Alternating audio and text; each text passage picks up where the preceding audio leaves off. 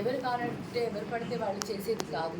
దానికి చాలా ఓపిక, సహనము అన్నీ కావాలి.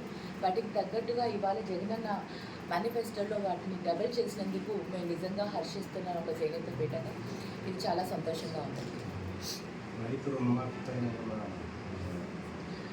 రైతు రుణమాఫీ పైన మీరు అంటే జగనన్న అదే చెప్పాడు, సాధ్యమైనవే మేము మాట్లాడతాము అని. అదేవిధంగా మీరు 2014లో కూడా జగనన్నకి చాలామంది చెప్పడం జరిగింది, మనం మాట ఇచ్చామంటే మాట మీద నిలబడాలి కాబట్టి అప్పుడు కూడా చాలామంది ఒత్తిడి చేసినా కూడా సాధ్యం కానిది చేయలేమనేసి. ఎందుకంటే మన రాష్ట్ర బడ్జెట్ని దృష్టిలో పెట్టుకొని, రాష్ట్ర వనరులను దృష్టిలో పెట్టుకొని ఏది సాధ్యమవుతుందో వాటినే జగనన్న ఈరోజు చెప్పడం జరిగింది. రైతు భరోసా కూడా మరి రైతులకి కూడా 16,000కి పెంచడం జరిగింది. 13,500 నుంచి 16,000కి పెంచడం జరిగింది రైతులకు కూడా, రైతన్నలకు.